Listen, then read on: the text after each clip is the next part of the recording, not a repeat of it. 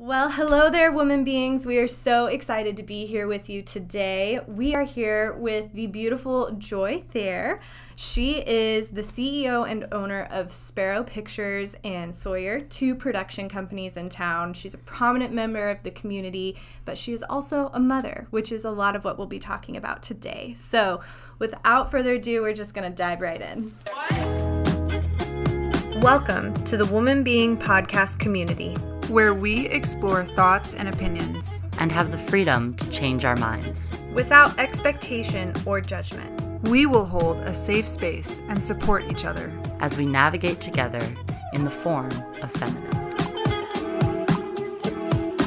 All right, so Joy, thank you so much for being here with us today. We are so excited to have you. To start off, would you tell us a little bit about your son, Sawyer, and how your life with him really began? Oh my. I thought I was more prepared than that. So I had my son Sawyer when I was 19. I was about 20 years old. I got pregnant with him when I was 19 years old, and didn't know anything was wrong during my pregnancy. And he was born at 42 and a half weeks. And the doctors took him away, and when they came back to the room, he wasn't with them. And they let me know at that point that there was something wrong. They couldn't figure out what was wrong with him, and that they could just leave him in the other room and let him pass. And I didn't even have to see him. So that was my introduction to my son was he was born and taken out of the room, and found out that we didn't know what was going on, and he probably wasn't going to make it overnight. Wow. I can't imagine, all the feelings that would come up with that kind of a situation. Like, you are a new mother, you're excited to welcome your second child into the world, and the doctors come to you with that kind of a decision, just hours after giving birth. Yeah. How did you navigate that, and what was your reaction to that kind of a, we can leave your son to die, and you're like as a mom, what was that like? Yeah, when I was sitting there, we had quite a few people in the birthing room, and I had my daughter there, and I had my family there, and I instantly was like, no, my knee-jerk reaction was I want to see my son, bring him here, I'm okay, I can handle this, and even if he passes, I want to be a part of that situation. Yeah. And so that's not something you want to do, but that's something that you can handle as a human being, and you can deal with, the aftermath of that situation. So at first, the doctor came in, and you could tell on his face that there was something wrong.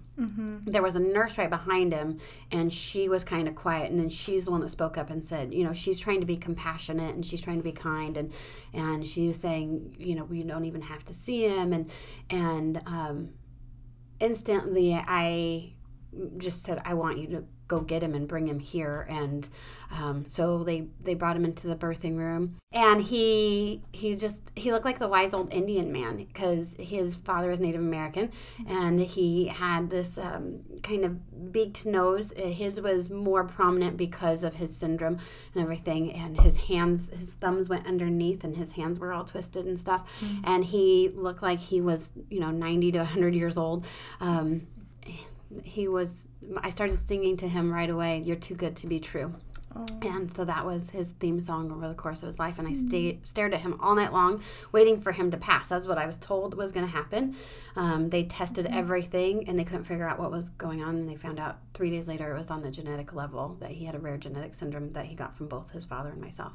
And then for the audience, I know syndromes and genetic disorders isn't something people are widely educated about. Yeah. Could you explain what Sawyer's diagnosis was for everyone? So we didn't know this when he was born, because this was 23 years ago, that they didn't have the genome mapped at the time, so they didn't know what gene it was. Now we can actually identify the gene, and so my daughter's got tested because it's her biological full-blooded brother, and so she's been able to get tested to see if she carries a gene, and she can pass that on. I've been tested and to identify it for my daughter.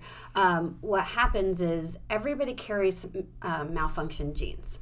It's finding somebody else that matches your malfunction gene. And the best way I can describe it is if you have like two left shoes. So what you want is a shoe for both feet, and then but having one that just fits one foot. And so he got a pair of jeans from his father and a pair of jeans from me, and then they didn't match up properly. And so when he was developing in my stomach, it caused different connective tissue disorders and everything. So he had what people don't quite understand is like enlarged ventricles of the brain. So you have these ventricles, his are larger, so the brain space doesn't have as much room. The connective tissue disorder, his chest caved in because it didn't connect properly. He was double jointed when he was born. He had a seizure when he was almost 2 years old, and it caused him to go tight. So it affected everything. He was a dwarf. He didn't get very tall, and the maximum he weighed was 78 pounds over the course of his almost 21 years of life. And yeah. So as you were navigating, having a son, first of all, while you were so young, who is so different from most kids, who has this disorder, and as you were going to doctor's appointments, working with doctors, like, how did you navigate that? What did that look like in working with the doctors? And how did you, I know you've talked to us about sort of finding that balance between trusting them and trusting yourself, which we even saw you do or heard about you do when you told the doctors, no, I want to see my son, and you were persistent in that. What did that look like for you? I realized right away that doctors are there to be my ally, and I was my son's advocate. And while they are highly trained and educated and they have experience that I didn't have, I had my son's best interest in mind. And so I was going to figure out how I can partner with them and listen to their feedback and what they have to offer, but ultimately not allow them to make the decisions for him. And so that I had to trust my gut instincts, and if my gut was wrong, then I had to, experience what that was going to be like. But I was just determined that I was going to give him the best quality of life, and that we would deal with his death when he was dead. And until he died, then he was going to be here every waking moment as full as possible. So just letting them know that I was not going to just be told what to do, and I don't take orders from anyone without a reason behind it. Like I would trust them and their advice and opinions and everything, but ultimately I have to live with the decisions that I'm making, and my decisions will directly impact his life. And so I immediately just started going, I want to learn. I am one of my top 10 strength finders is learner. And so I said, well, when we went into the geneticist, I said, give me all the information you have on this syndrome. I'd never been around anybody disabled. And they gave me one sheet of paper. And I was like, wait, I want to know, like, all about this, and they're like, that's all there is. And I was like, no way.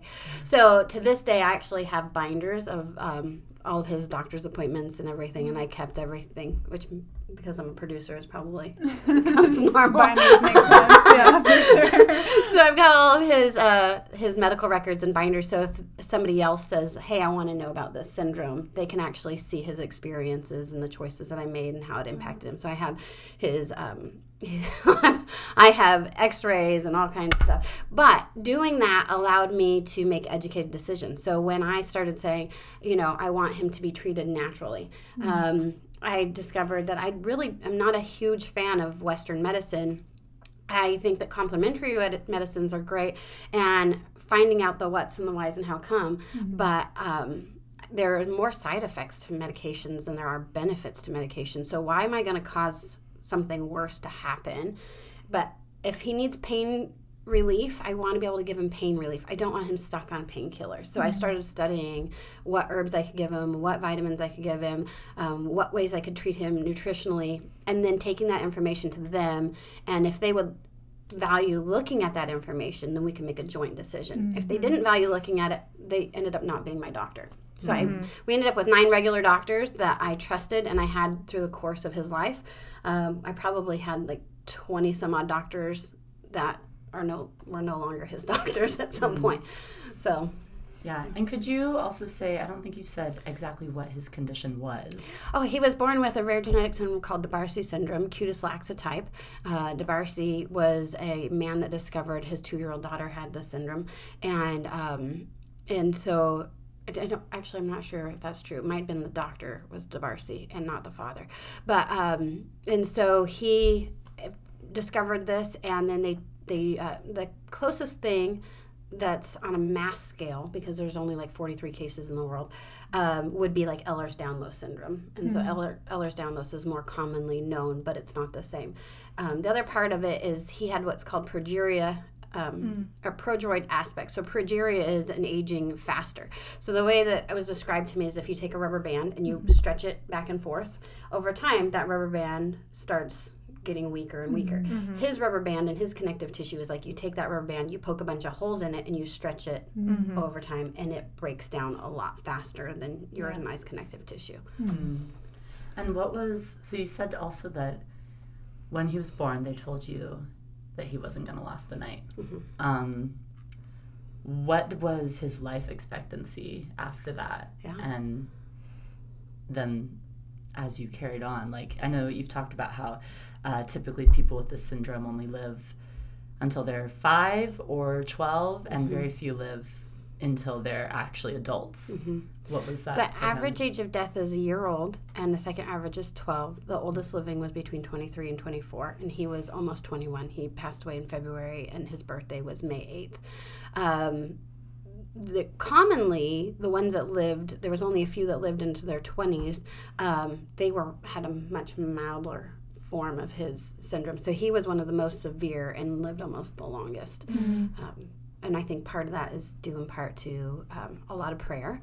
And I think not just from me, but from a lot of other people, I think it had to do with the way I treated him nutritionally. And I think it had a lot to do with our lifestyle. And I think there's a combination of things, not any one thing I could say that was what caused him to live so long.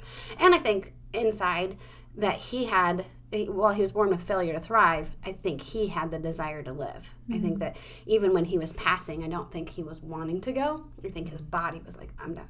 Yeah. I think, I know that you're just like a joyful and fun person as your namesake. But you also had other kids and you had a family. How did you like keep things fun and like keep your kids moving and loving each other and getting along and all of that stuff in the midst of caring for him? I had my oldest daughter, Sawyer's sister, when I was 16 years old, and so she ended up going to all the doctor's appointments and everything with me right away. We lived in a little tiny town called Hayfork. We owned 120 acres, and we had cows and horses and all this stuff, and suddenly I find myself driving to the city all the time, and she's with me. So the first thing I did was I love art and crafts and different things. So I just created tubs and buckets, and we would grab a different one on different trips. And then we would go to doctor's appointments, and we would be there sometimes all day long. And then we would decide to make a day of it. So if we were in Sacramento, we went to the Capitol, and she got her history lessons and different things like that. If we were down in Los Angeles, we were able to go to Disneyland. If we were in San Francisco, we were able to hop over to go to Six Flags, and we would visit museums, and we would visit. So it was not just like fun. It was educational fun and different things like that. I didn't plan on having any more children after Sawyer. I've had a lot of dreams in my heart and my head for as long as I can remember. And after having him, the reality of like, this is going to be my life and this is what I'm delving into, is I didn't want to have more children. I got remarried, and my husband wanted to have a child with me. And so we ended up getting pregnant with my daughter, Seraphim. Went through a horrendous divorce that took a really long time. I married my now husband, Matt, and he came with 2 children. And you so came with 3. and then I actually ended up coming with 4, because the joke is I have a billion children, and I was youth pastor for a while, so I had actually integrated a young lady into my home at this point, and so she was 14 when she lived with me, but she wasn't necessarily like having another child as much as she wanted to be of help. And so it was really great. She would help babysit. She was helping with keeping the house clean, and she would end up going to doctor's appointments, and we would fly down to Los Angeles together, and we would do all this stuff. So when I got with Matt, I came with 4 kids and probably a couple little stragglers that I call my spiritual children.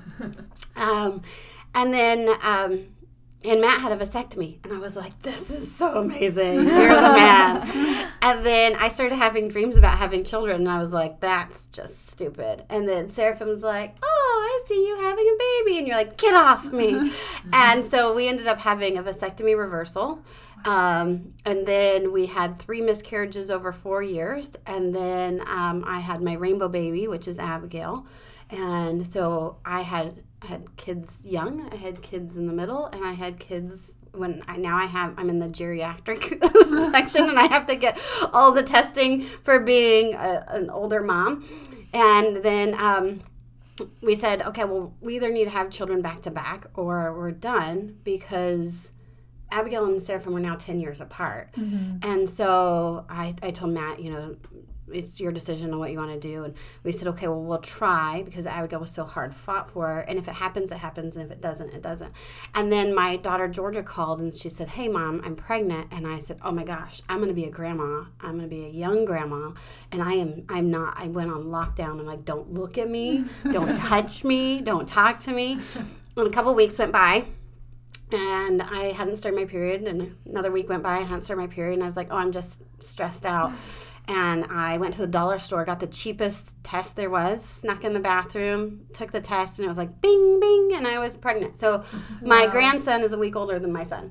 Wow. How do we have fun? Is we do life. To this day, I went and saw my grandkids the other day, and I worked the whole time I was there, and I was doing arts and crafts with them, and I could send emails. If it's something I don't have to, drill in and focus on, I can do that kind of stuff. If I have to do that, then I'm like, please, somebody take the kids away from me, because I can't think.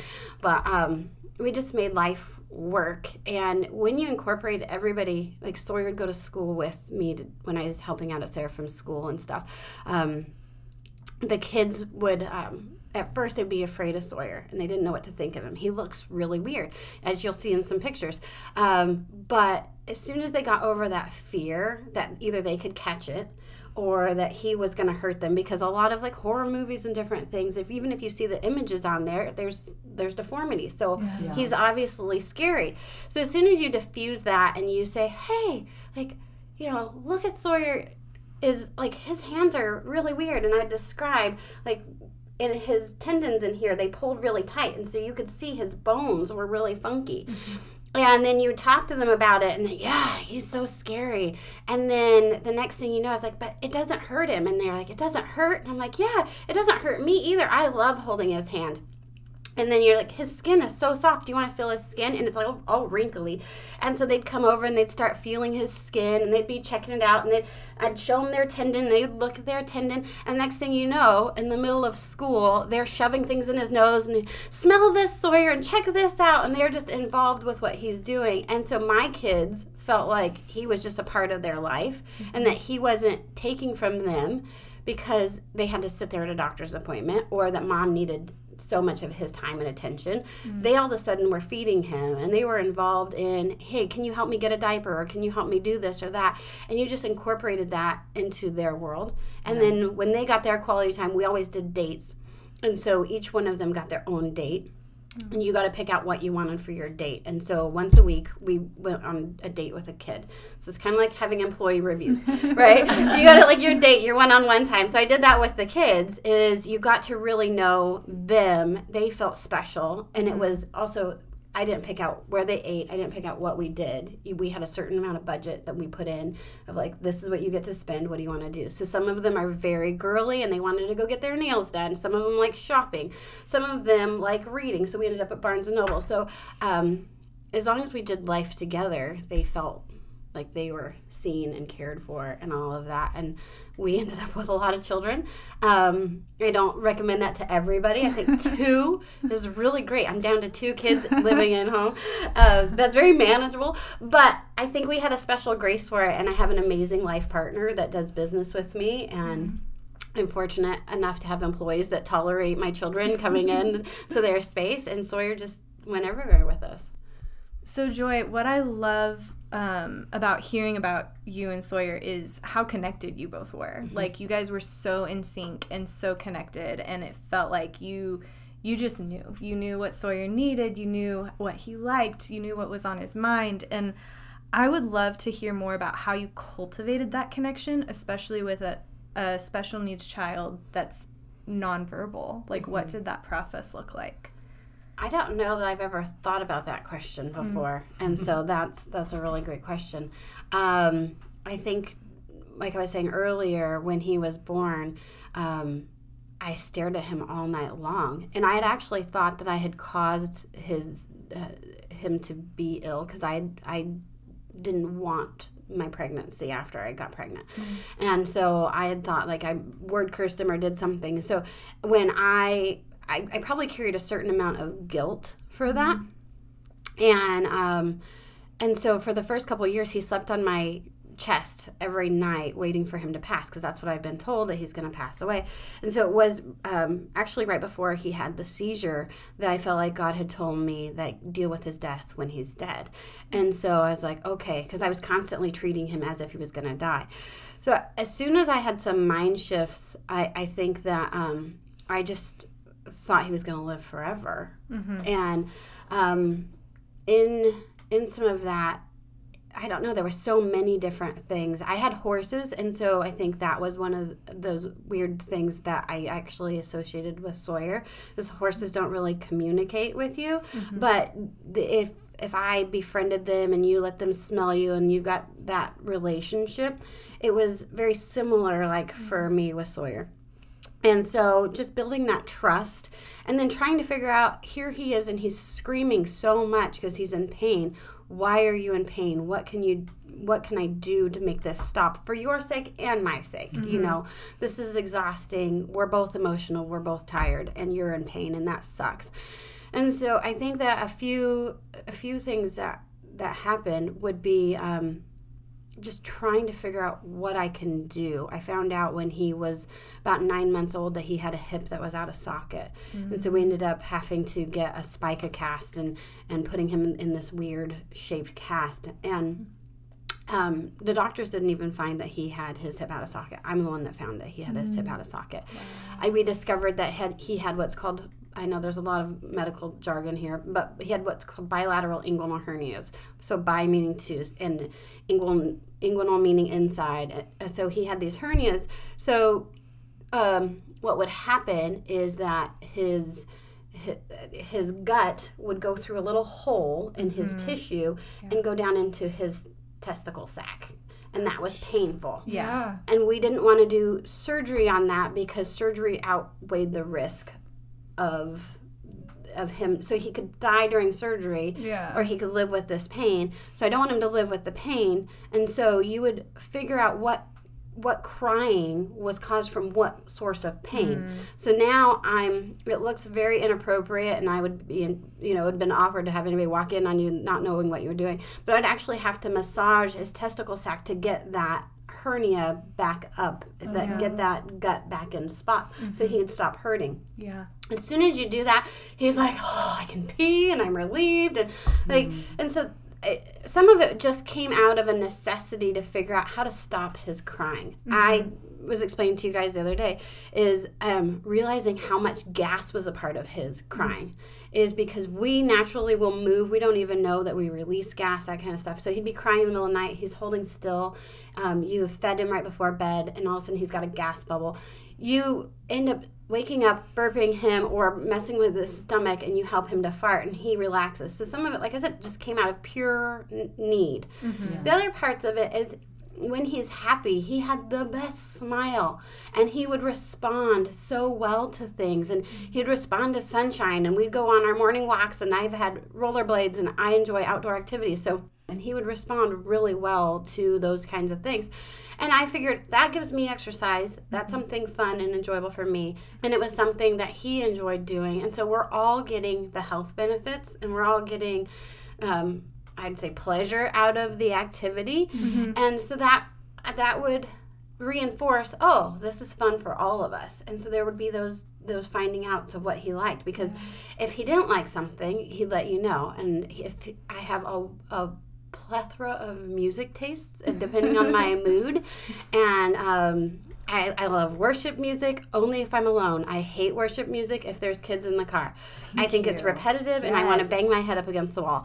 I love rock and roll music. I love classical music. I love all different kinds of music depending on where I'm at and what's happening.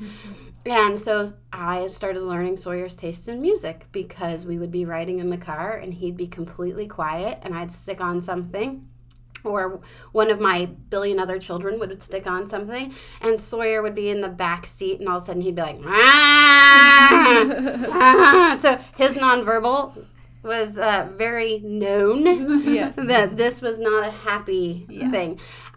We would be in a church service, and all of a sudden Sawyer's over there, and he's relaxed, and his arms are kind of mellowing out, and because he's really tight. And he's just over here and he's smiling. You're like, oh, he understands the presence of the Holy Spirit. He gets that. And this is not a forced thing. And the way he would respond to colors, he seemed to respond really well to red and orange. And so I'm going, oh, those must be his favorite colors. Yeah.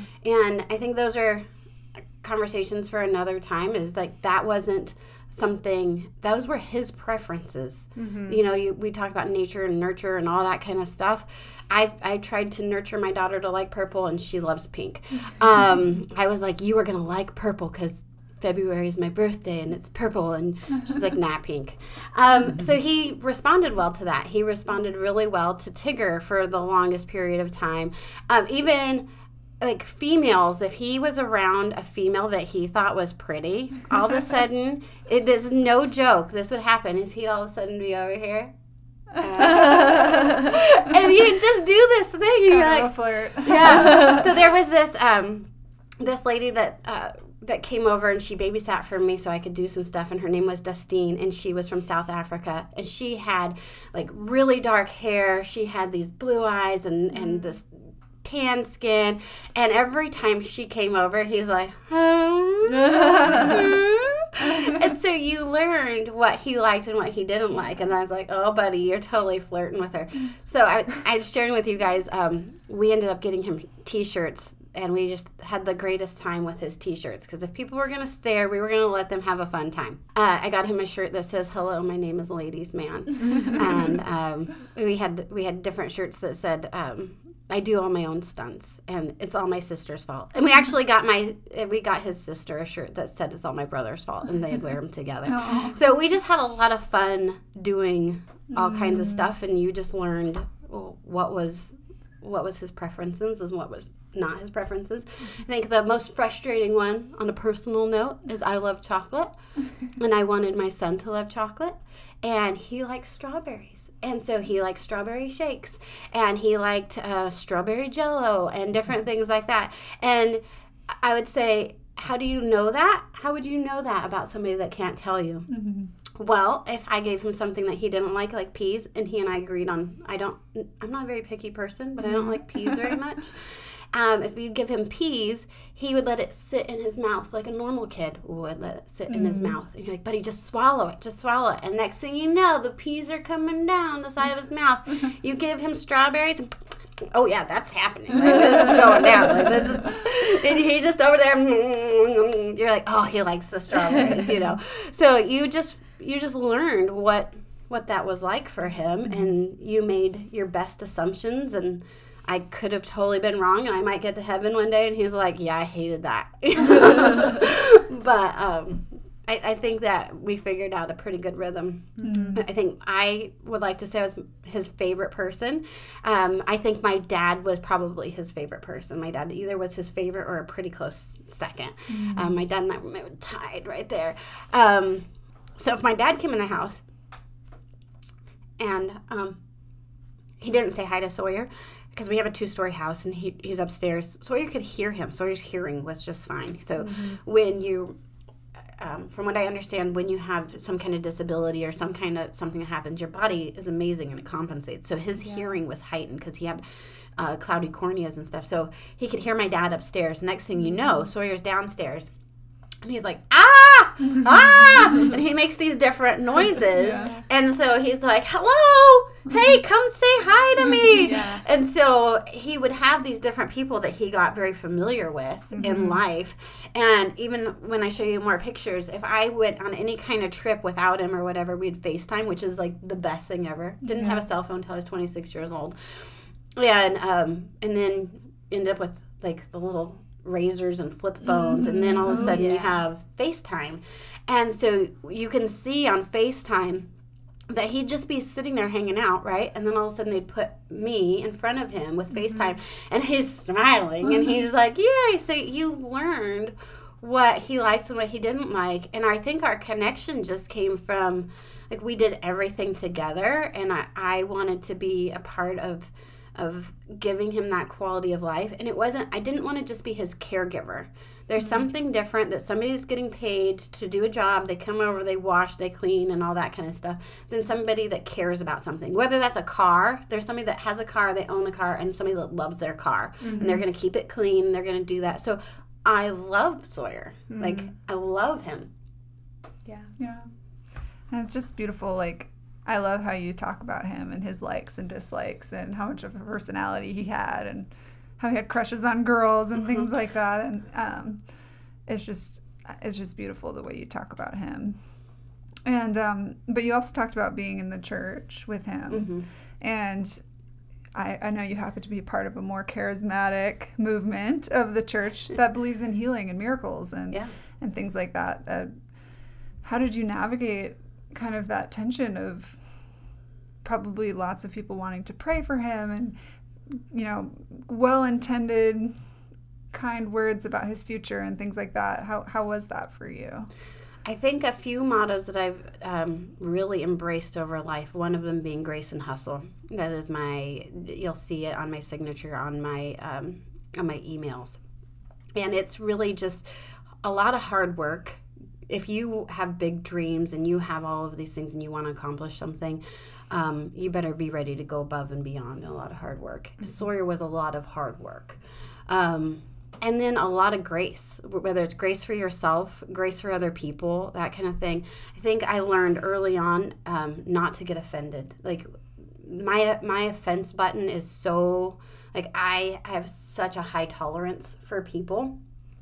I try really hard to use communication, and I feel that God gave us words for a reason. And so I try to think about what's bothering me, why is it bothering me, what can I do about it, what can I say, what do people need to hear so they can deal with their side of this relationship.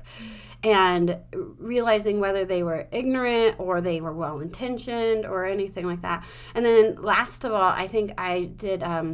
I have a blog, and I've been writing a book for a while, The Joy of Imperfection, and it's just learning to embrace imperfections in life.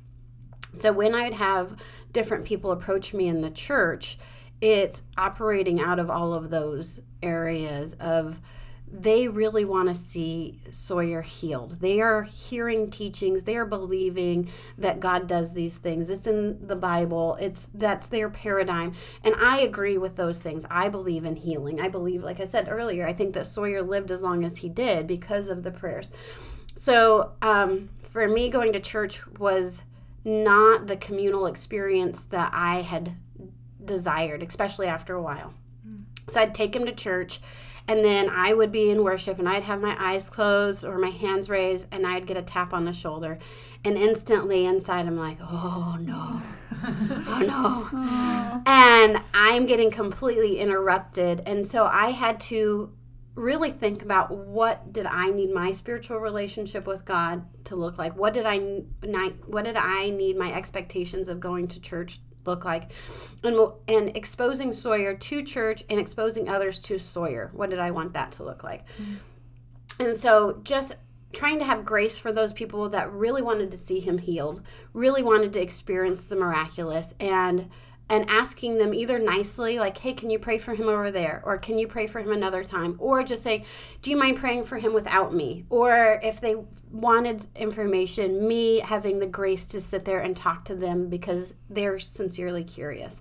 I think that I would get my worship time later. I decided this is not the place for me to have worship time, and I'm not going to be intimate with the Lord in this space. I'm here to enter into that the best of my ability, but allow this kind of thing to happen. I also felt like people actually probably received more from Sawyer than he received from them. Mm-hmm. He got their prayers and all that kind of stuff, and I think that mattered.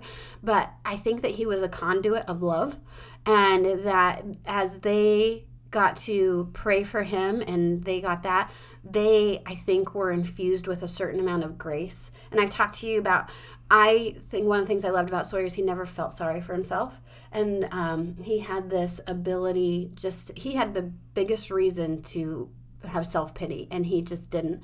And I think that these kids that came here, or even adults that came and they want to pray for him, and they have just such a heart and all that kind of stuff, all of a sudden I think they were experiencing their life wasn't so hard, or their life wasn't so bad. And I think that they were actually getting impacted.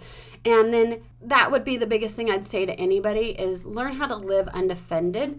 We make assumptions and judgments all the time. We'll judge people on why they talk to us that way, or why they looked at it this way, or whatever. 99% of the time, we're actually wrong. Is get curious, ask questions, and say, hey, when you looked at me this way, it made me feel this way. And oftentimes they'll be like, oh, I was hungry, or I was thinking about this. And it's not, we're so like narcissistic as humans, as we think everything is about us, and really it's probably about the person that's over there. Yeah. So if we can get curious and ask really good questions, or express how that made me feel, we get to let them own that side of the conversation. Hey, when you're looking at me this way, I'm really wondering what's happening inside of your brain. And they're going, oh, well, I never saw somebody like that, or I didn't know this would happen. And then it would actually open up a lot of dialogue for them to learn and grow. And it gave me a lot of opportunity to learn and grow. I also had a choice if I wanted to go to church or not. I had a choice of like, do I want to watch this on streaming? Because now we have that ability. And oftentimes I'd make that choice of like, nah, I'm not going to do this today. I don't feel like it. And then I think I was sharing probably with you as processing, what do I think of other people are going to think of me if I'm not actually at church, and my husband's at church, and my kids are at church. And then processing through, why do I care about what they think of me? Like, why is their opinion important to me? And realizing that I had to think about that. Is it like, are they going to be judging whether I'm not all the things or whatever? And coming to the realization, I don't care. Like what, and that might sound rude, but I really don't care. I really care about what God thinks about me. I have a lot of close friends that are going to call me out on my crap, and those people's opinions are what matters. It's like them checking in and saying, hey, I noticed you haven't been at church lately. Is everything okay? And if I say, oh, well, I actually needed some alone time with God, and they're like, yeah, that makes sense. Or, no, I just haven't gone because I just haven't gone. They're like, yeah, we really feel like you should like connect, and we should do that. But getting some of those needs met in different ways, or just accepting that this is how it was going to be. He'd attend conferences with me. He would do all kinds of stuff, and just realizing that if he was going to be out there and I was going to expose other people to him, I would also have to give those other people some grace to be experienced to somebody they're not used to being experienced with. Yeah, I think it's actually so important for people to get that exposure, you know, to people who are different from them, because part of why you see, like you mentioned, like people being scared of him, or is because like those are seen as such taboo images, and that's why you see like horror movies basically exploiting the look of people who are disabled, or have some sort of physical abnormality, because the abnormal is so scary to us. And part of that, I think, is like self-defense, because sometimes things that are abnormal are bad, but also we have to recognize that like that is not a constant condition for what is bad and what is good. So I think it's really great that you expose so many people to him, and he was able to experience so much of the world, even with the disadvantages and the setbacks that he had. Like, that's amazing that he was able to live so fully. Yeah. But like we've mentioned, Sawyer has passed away.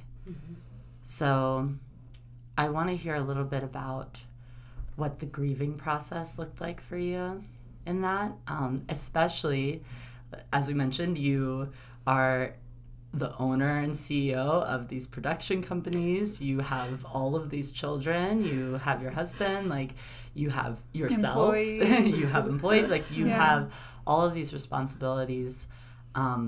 What was it like for you when he passed away, and then going through the grieving process? Well, I think that I'm probably still in the grieving process.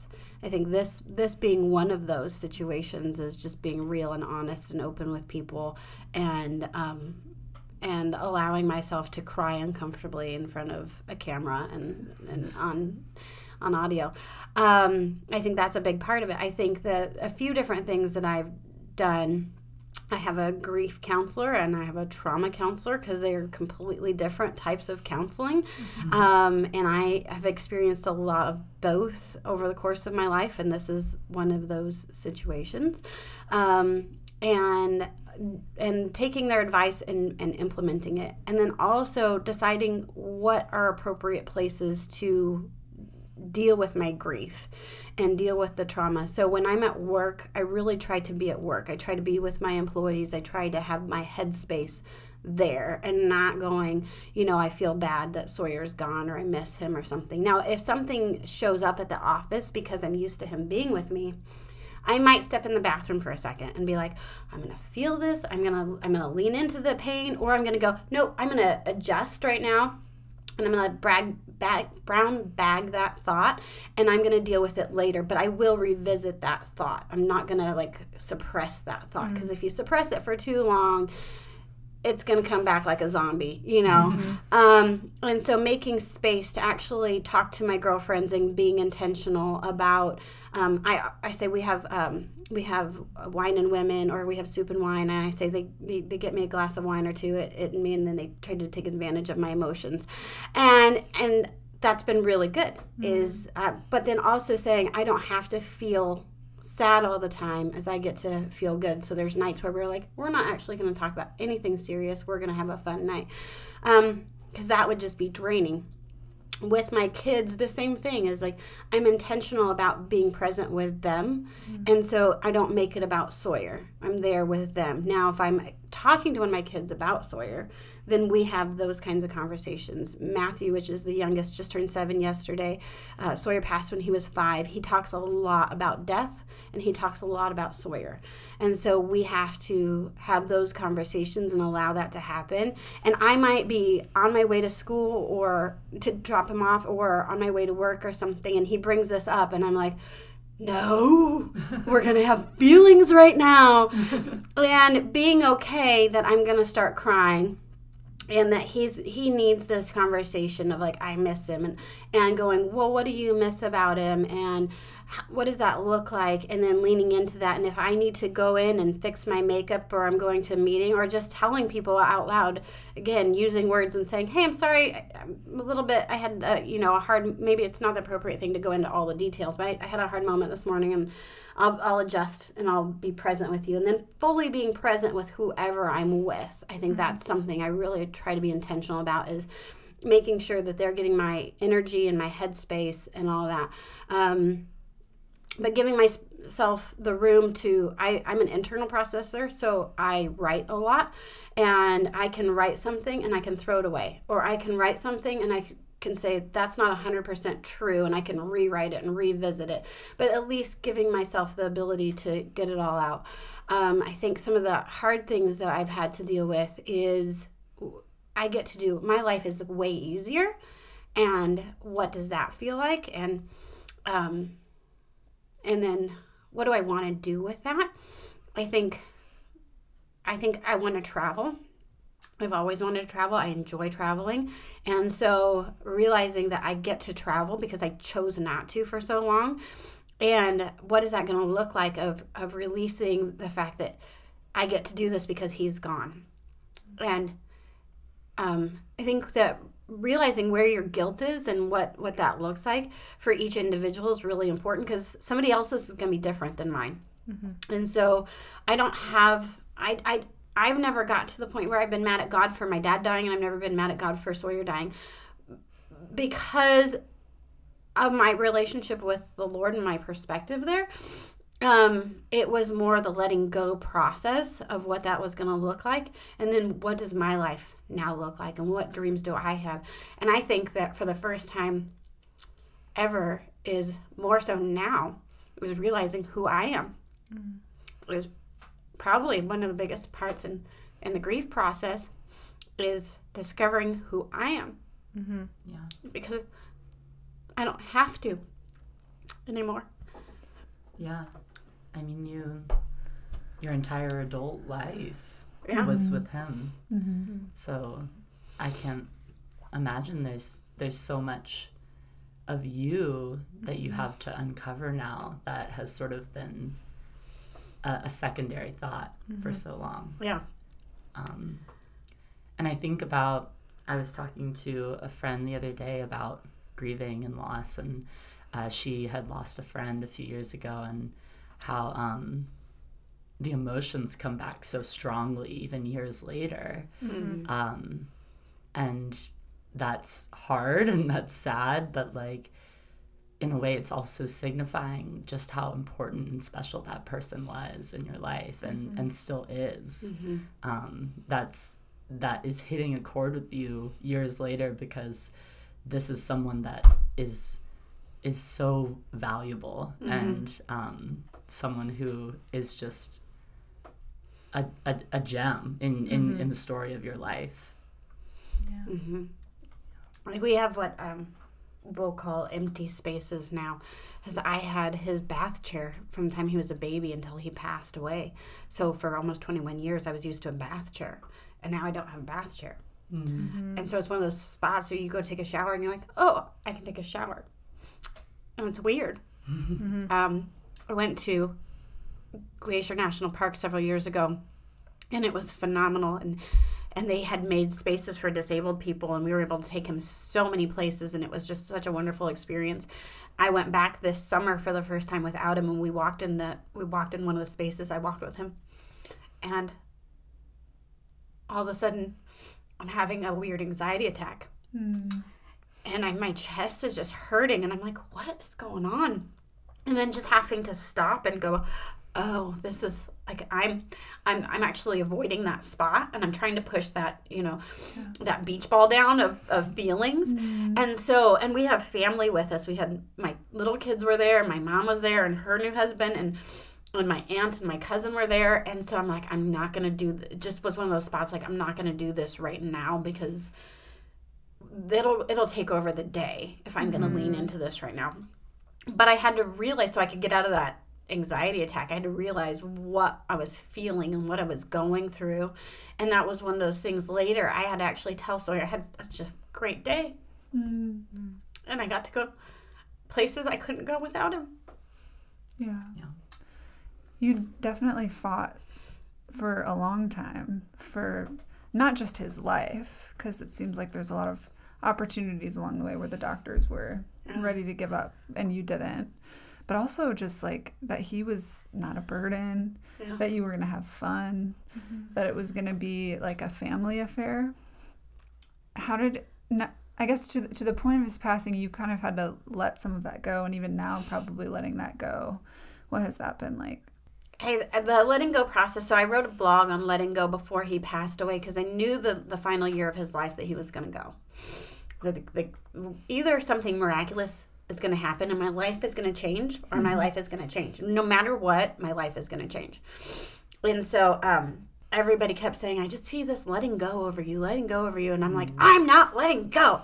I'm stubborn. I hold into the bitter end. Yeah. So that letting go process looked like this tension of not also having escape fantasies, not wishing things would happen different, but embracing the process of how it's going right now and what do I have control over? What can I do about it? I had lots of conversations with Sawyer over the last year of his life.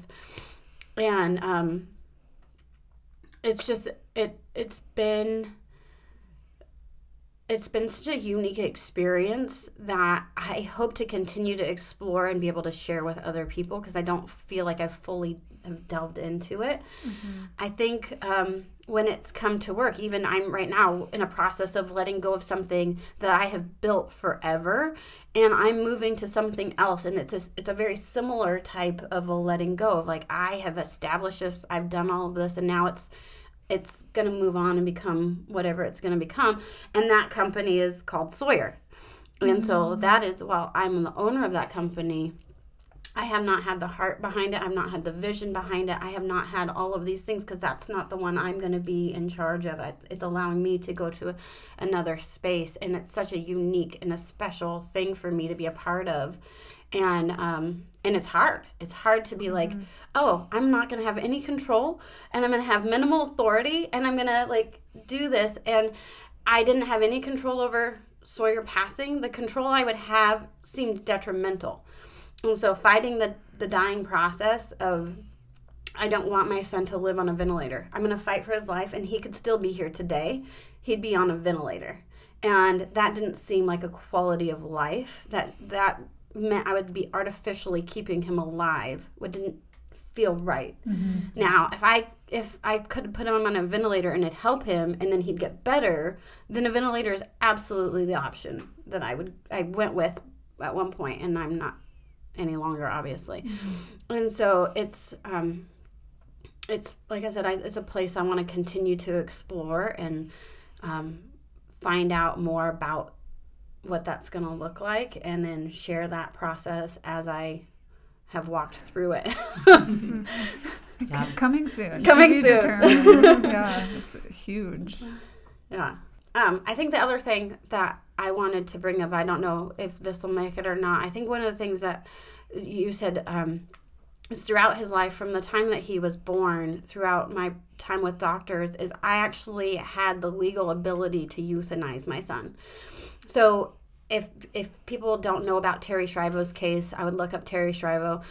After she was a fully functioning human, and then she ended up on life support. And what they considered life support is a feeding tube and different things like that. And life support now isn't what life support used to be back in the day. So because Sawyer couldn't eat on his own, because he couldn't do anything by himself, I was actually considered his life support. So over the years, people have viewed euthanasia, there's a big topic all by itself. I was offered several times the ability to let him pass. That to me is not letting somebody pass. That to me is actually killing somebody in this particular instance. When Sawyer died, I allowed him to pass. Like, I did not do anything to stop that from happening. Just taking away somebody's ability to eat because I don't feel like feeding him or anything like that, that is not the same thing. Mm-hmm. And so that was something that was presented as, it'll be better for him, it'll be better for you, it'll be better for society, all of these different things. And I think one of the things I would love to teach people is how to have the strength, how to have the courage, how to have the resources, so that they can get their needs met and take care of other people. I think oftentimes we want people to have pain-free lives, whether it's emotional pain or physical pain, that we become pain avoiders, and rather than equipping people with the tools on how to face that, bring some kind of healing and some kind of strength to those kinds of situations. And I think that would be the biggest thing I would be the most passionate about is, if you have a disabled child, is find your community for one. I think one of the things that God told me a long time ago is just never to be ashamed of things. If I ever feel shame, if I'm ashamed of Sawyer, like, what's going on inside of me? If I'm ashamed that I'm a young grandma, what's going on inside of me? Instead of going, yep, I had my daughter young, I don't recommend it. Here's the reasons behind it. My daughter had her kids when she was young. She is an amazing mom, an amazing businesswoman, and I see not only myself in her, but I see her completely different. Like, she's just taken me to, I'm like, wow, you're an inspiration. So giving people the tools that they need rather than solving their problems in a different way. It's like that, you know, dealing with a situation and saying, let's get rid of somebody so life is easier, that doesn't make sense to me at all. Yeah. Well, and as an incredible businesswoman and mother and fighter and just all around kick butter, what does woman being mean to you? I think I've thought a lot about this since the other day. I was raised with all boys. I have 2 brothers. I have all male cousins. From a young age, I have loved adventure. And I liked doing what I would consider stereotypical male things. I liked doing those with a pink dress on and makeup and things. So I race cars. I can fix cars. I race motorcycles. I do a bunch of fun things. I think I never considered that to be male or female. I think having a voice and realizing that I, growing up, was told to be seen and not heard and different things like that. And I'm highly opinionated, as you experience on a regular basis. I also feel like I'm incredibly humble at the same time. As like, I really want, while I'm going to tell you my opinion, I'm not so opinionated that I don't want to hear your opinion. And so I think where it came to me with men was if they feel threatened by me, then I'm going to let them deal with that. If I'm threatening because I'm being intimidating, something is going on inside of me, I need to deal with that. So women being means just showing up, bringing my best, bringing my voice, bringing all of my personality, and then growing in my weaknesses, whatever those are. And we all are going to have to do that. We're all going to have to do that for the rest of our life. And there's going to be a place that somebody's going to call me out on something and I'm going to handle it wrong and I'm going to be like, ugh, my heart is to, like, or I'm still dealing with this and it sucks, you know? So I think woman being is just showing up fully, authentically, as however we want to express that is. I love that so much. I love that. So Joy, I would love a plug. I would love resources.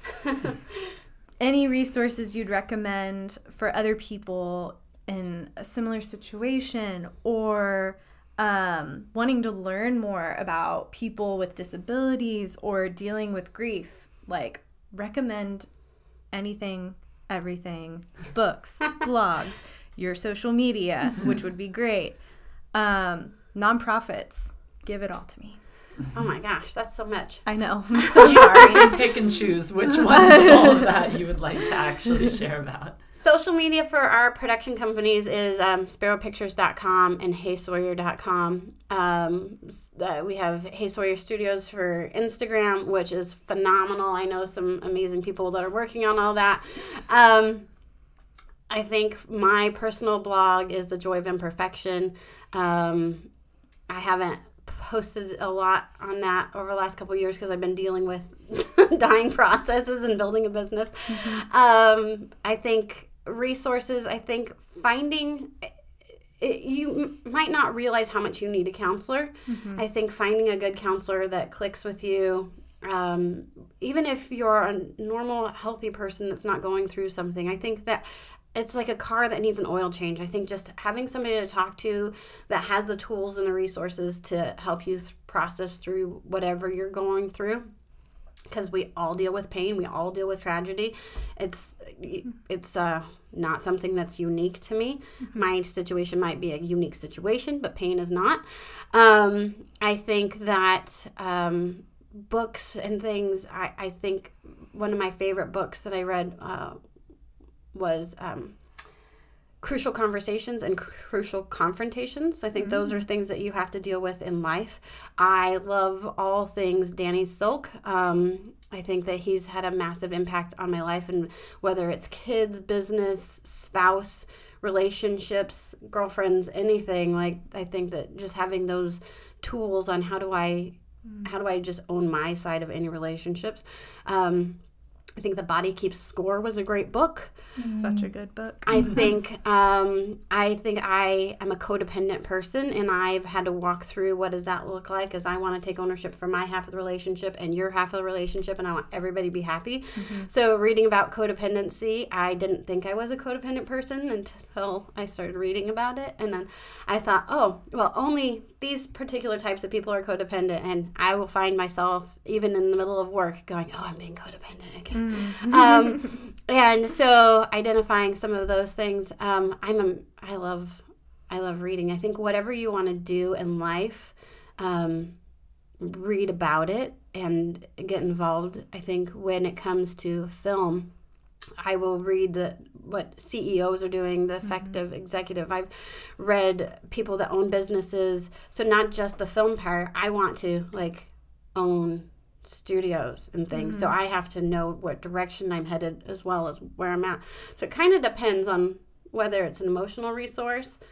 I would just highly recommend people getting into whatever their needs are and their wants are. It's do both. Don't do one or the other. I couldn't agree more. And I believe that is part of what we're doing here, or what we're hoping to do here on the podcast, is to help people get into a little bit of all of it.